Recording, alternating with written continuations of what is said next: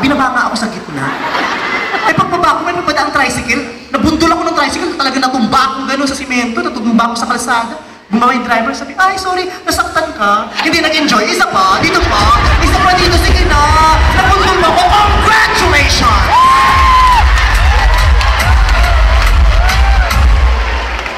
Tanga. Eh ako ang hindi kong mag-jeep eh. Kasi yung kotse ko bubulok-bulok. Isang beses nakakaya na sa Quezon City ako. Kitang-kita ko ng mga tao. Sira yung kotse ko. Tinutulak ko. Maambul pa ba? Tinutulak ko mag-isa. Kinahiya ako talaga. May nakakita sa akin, kotse, huminto. Sabi, bye! Sabi, uy! Sabi, ano yan? Nasira kotse mo? Hindi, nagtitipid lang ako ng gasolina. Sayang eh. Buo to, walang sira. Sira ulo ako eh. Tinutulak ko, tatanong mo kung sira. Gago ka? Kakapi ko. Kasi kahit sa restaurant, di ba? Pagpunta ka sa restaurant, sabihin mo doon sa pag-aalis ka na, nagmamadali ka, sabihin mo doon sa waiter. Waiter! Yes, sir. Waiter. Cheat po? Hindi, picturean mo kung may camera. Ano ba bang ibig sabihin mo? ID. May ID ka? Gago. Sa Maynila, ang daming karinderya, yung maliliit na mga restaurant. Diba? Tapos kung pumasok ka, nakakabwisit yung may-ari, lagi mga chismosa, lagi nasa labas. Imbis na tumulong sa loob, lagi nasa labas, nag-aabang ng customer. Tapos pagpasok mo sa restaurant, sa karinderya, sabihin, kakain kayo? Hindi, hold up, nasa yung kahera.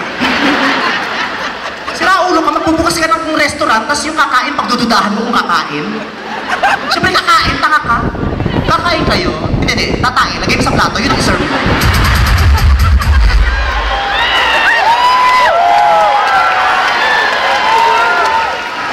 Daming ganyan, kahit sa kamagpunta may mga ganyang tanga. Tapos dati namatay yung tatay ko.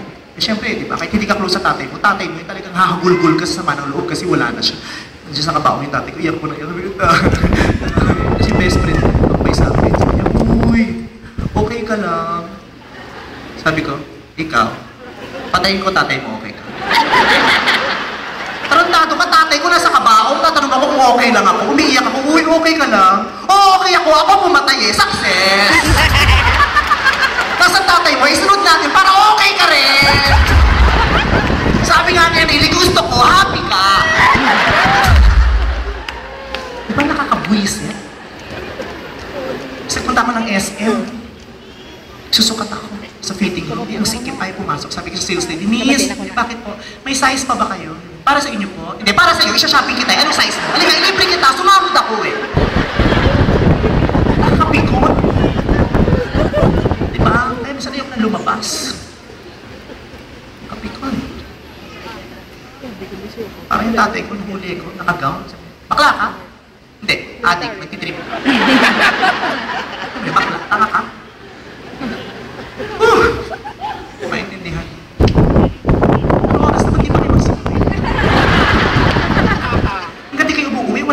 Mag-show, umuwi na kayo. Ayaw ka, paano makagibik na ako? Saan ba magandang gibikan din sa Bacolod? Sementeryo? Saan? North. North? North? South? Ano to? Compass? North, South, West, East? Hindi gusto ko gumimik. Sabi ko kasi lang na bago na lang makagimik ako. Ano? Pero syempre, mahirap naman gumimik ng walang kasama mga barkada. Kaya itong gabi ito, kailangan magkaroon ako ng barkada. Meron akong kakantahin pa eh. Gusto kong kumakanta ng malap song. Pero, sino gusto jumam?